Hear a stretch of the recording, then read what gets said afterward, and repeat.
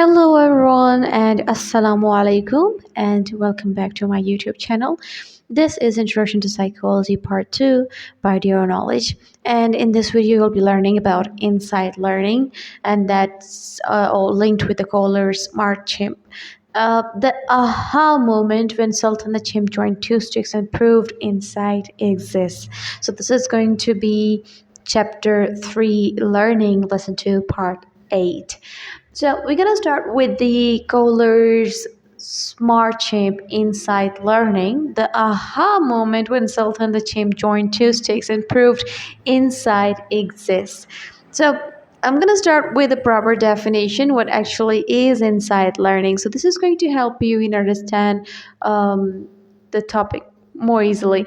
So the definition has been taken from a book of Introduction to Psychology. The definition of insight learning is the sudden perception of relationship among various parts of problem, allowing the solution to the problem to come quickly. Let's talk about the background of insight learning. So this was another exploration of cognitive elements of learning came about almost by accident. Wolfgang Köhler was a Gestalt psychologist who became marooned on an island in the Canaries, a series of islands off the coast of North Africa, when the World War I broke out. Stuck at the primate research lab that had first drawn him to the island, he turned to studies of animal learning and started studying chimpanzees. In one of his more famous studies, he set up a problem for one of the chimpanzees. Sultan the chimp was faced with the problem of how to get to a banana that was placed just out of his reach outside his cage. Sultan solved this problem relatively easily, first trying to reach through the bars with his arm, then using a stick that was lying in the cage to take the banana into the cage. As chimpanzees are natural tool users, this behavior is not surprising and still nothing more than simple trial and error learning. But then the problem was made more difficult. The banana was placed just out of reach of Sultan's extended arm with the sticks in his hand. At this point, there were two sticks lying around in the cage, which could be fitted together to make a single hole or a stick or a single pole that would be long enough to reach the banana. Sultan first tried one stick, then the other, which is simple trial and error. About half an hour of trying, Sultan seemed to have sudden flash of inspiration. He pushed one stick out of the cage as far as it would go towards the banana and then pushed the other stick behind the first one. Of course, when he tried to draw the sticks back, only one in his hand came. He jumped up and down and was very excited. And when Kohler gave him the second stick, he sat on the floor and looked at them carefully. He then fitted one stick into the other and retrieved his banana. Kohler called Sultan's rapid perception of relationships insight and determined that insight could not be gained through trial and error learning alone. Now, there are some key characteristics of the insight learning. If you talk about the feature of suddenness, solution appears abruptly, not gradually. And talking about the cognitive restructuring, so it requires perceiving relationship in the problem field. And talking about the transfer, so transferring the insight learning is high. Once the principle is understood, it can be applied to new problems. And talking about the dependence or less dependence on trials, so yeah, insight learning doesn't require any repetitions.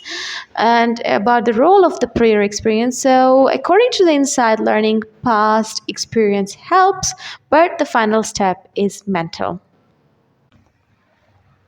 Now, there are four conditions that promote insight.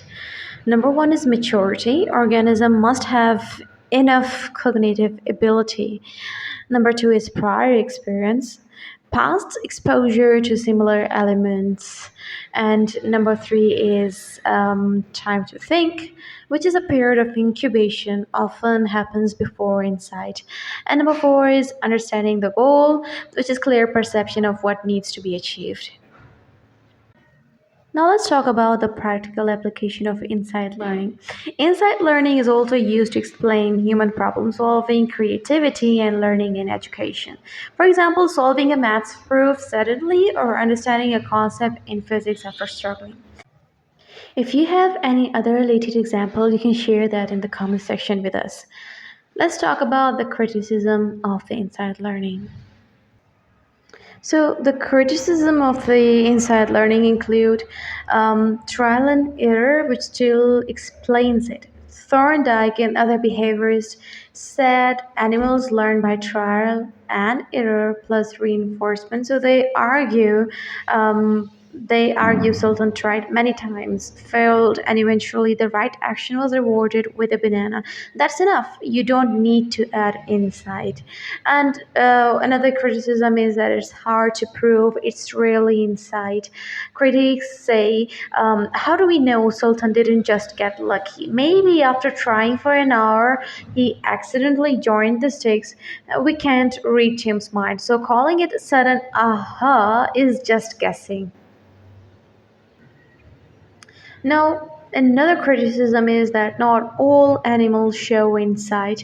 Kohler results were mainly with smart chimps. When other animals like cats, dogs, and even other chimps were tested, they usually didn't show this sudden solution. So critics say insight is rare, not a general rule. So it's a rare and not a general rule for animal learning. The experiment setup was not perfect, which is another criticism. Later psychologists pointed out problems that Sultan had already played with sticks before. He was very intelligent and had been tested a lot. So there were only two sticks, so chances of joining them was high. That means the sudden solution might not be so sudden. Another criticism point was human bias. Kohler was human in watching the chimp. Critics say we tend to see smart human like thinking in animals, even when it's just coincidence. That's called anthropomorphism. So, not all animals show insight.